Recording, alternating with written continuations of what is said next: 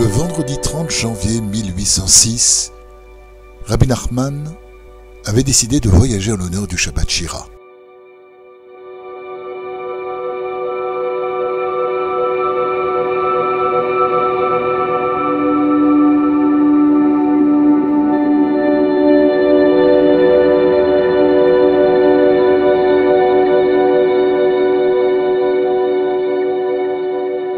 Ce fut un événement assez dramatique. En effet, il prit la route accompagné de quelques disciples en direction de Medvedevka, certains d'y arriver bien avant l'entrée du Shabbat. Le voyage ne se passa pas comme prévu. Les routes étaient enneigées et les chevaux, épuisés, se traînaient littéralement. Le cocher voulut les faire galoper, mais en vain.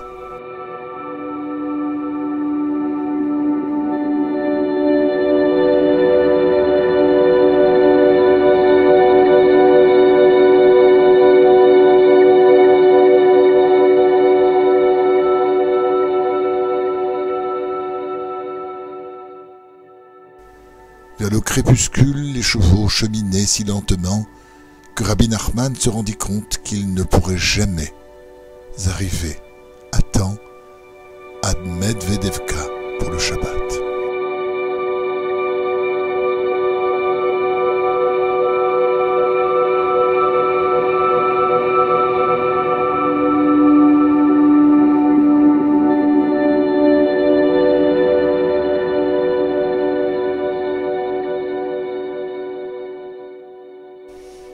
Il compara cette épreuve à un cauchemar auquel on essaie d'échapper, bien qu'on soit incapable de bouger. Sa frayeur était extrême tant il appréhendait de profaner le Shabbat, à Dieu ne plaise. Il avait la sensation horrible d'être quelqu'un que l'on traîne vers l'enfer. Sa frayeur était extrême.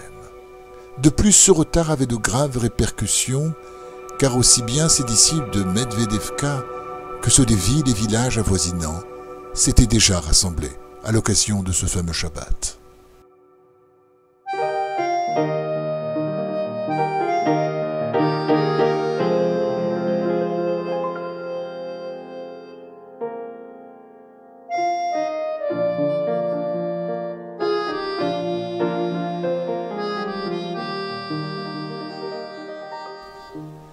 Il devait y révéler un enseignement d'une très grande importance. Et Boaz dit à Ruth, la leçon 65, et faire les réparations qu'il avait l'habitude d'accomplir par ses enseignements et un travail avec ses proches.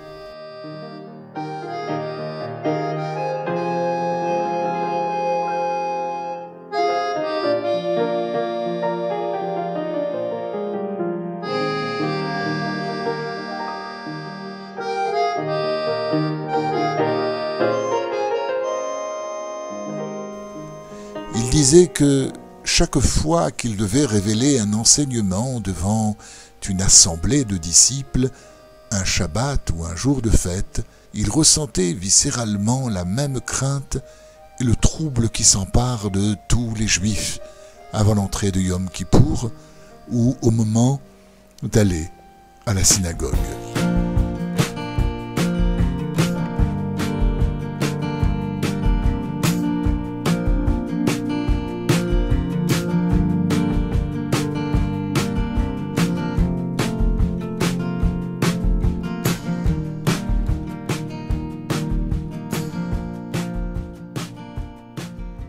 En route, il se rendit compte que l'entrée de Shabbat était imminente et qu'il n'avait plus le temps d'aller à Medvedevka. Il fut obligé de s'arrêter en catastrophe et de passer le Shabbat à Chalavievka, la localité la plus proche.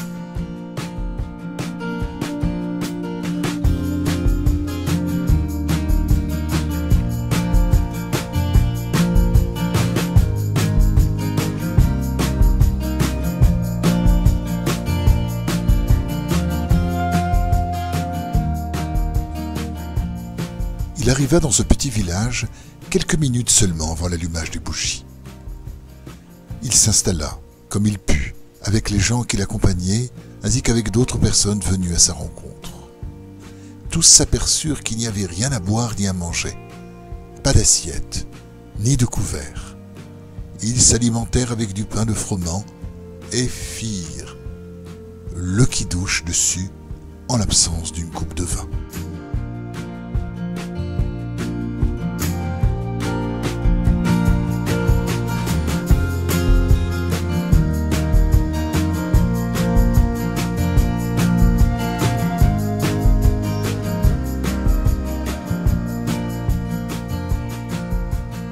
Par la suite, il racontera à 2 reprises cette aventure à ses disciples. Ce n'est qu'à la fin du Shabbat qu'ils prirent la route de Medvedevka. Après Shabbat, il se rendit à Medvedevka.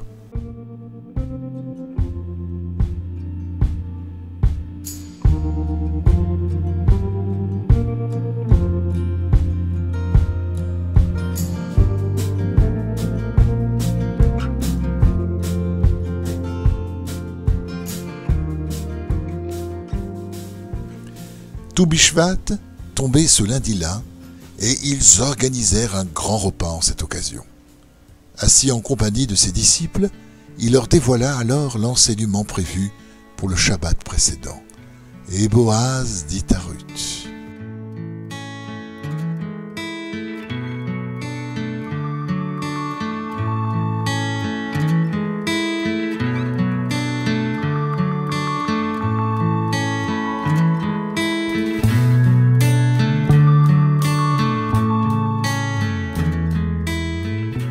heureux celui qui mérite de connaître ne serait-ce qu'une chose de chaque épisode de la vie de Rabbeinu, de mémoire bénie. Car chaque événement survenu contient de grands secrets merveilleux et d'une puissance infinie.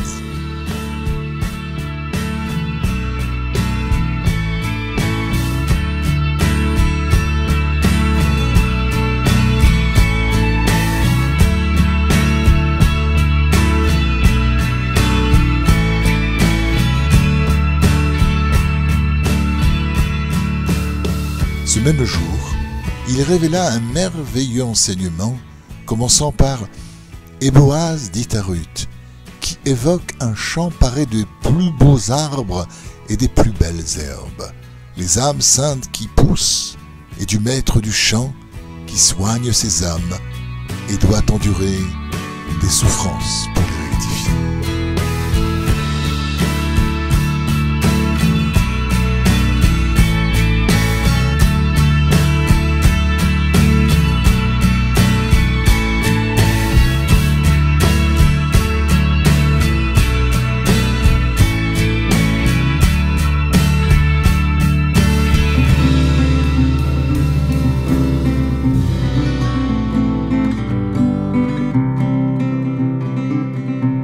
Les âmes du jardin ne peuvent se développer sans le maître du champ, car seule son éminente autorité extérieure nous permet de nous élever et d'atteindre une position plus noble.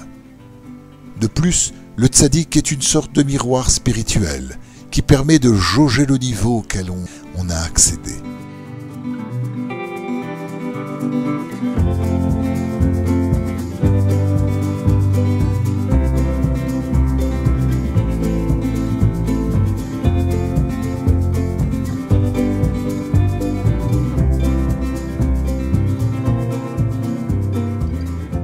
Les âmes sont guéries et restaurées dans le champ, afin de pouvoir se fondre dans la lumière de l'infini et se délecter en Dieu. Ce sont là les délices du monde futur, le jardin d'Éden, l'univers des âmes.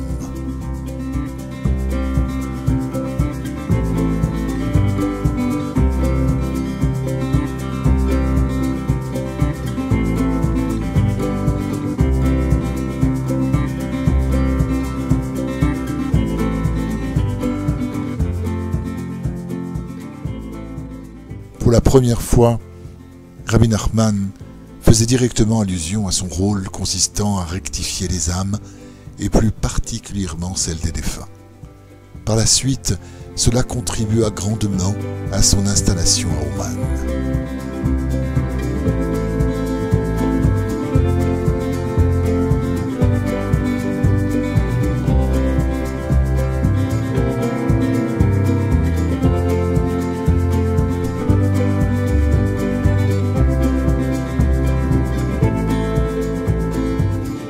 Dans cette leçon, née de sa douleur pour la mort de son fils, Rabbi Nachman nous montre comment assumer notre souffrance. Dieu est le miséricordieux. Tout ce qu'il fait est pour notre bien. Il est perfection. Son plus grand souhait et sa manifestation d'amour à notre égard est que nous nous rapprochions de lui et que nous le connaissions.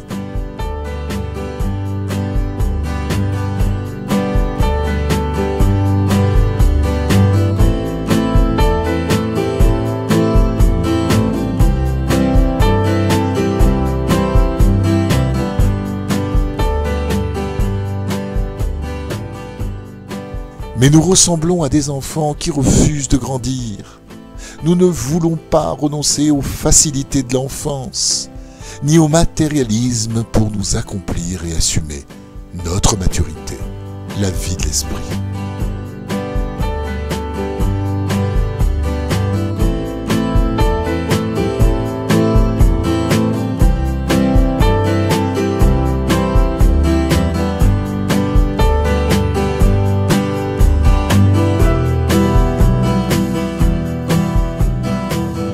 Notre ego commande. Je veux que les choses se passent comme je désire. C'est pour cela que nous souffrons autant. En période d'agitation, de trouble, de crise, le meilleur remède consiste à s'annuler complètement. Oubliez tout pour un instant.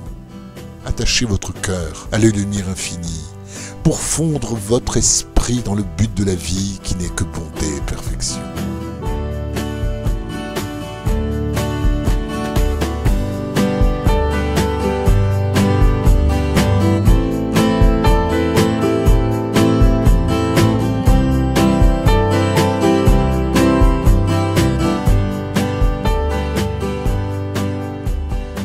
Fermez les yeux, oubliez vos soucis, vous en ressortirez complètement régénéré.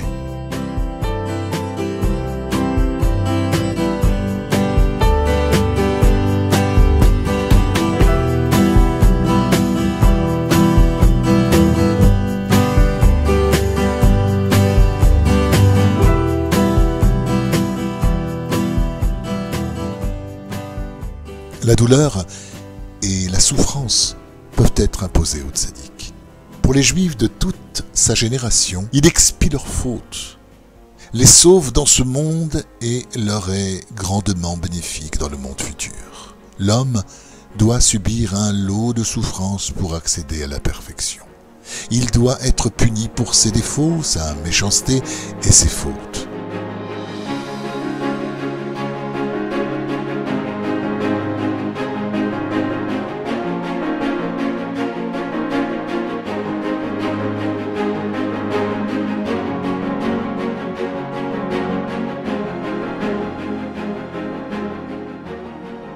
Toutefois, Dieu a fait en sorte que l'élite qui a accédé à la perfection puisse corriger les erreurs des autres et souffrir pour les autres. Le tzaddik doit donc accepter cette souffrance pour l'amour de sa génération, tout comme il accepte les souffrances qui lui sont envoyées pour sa propre progression spirituelle.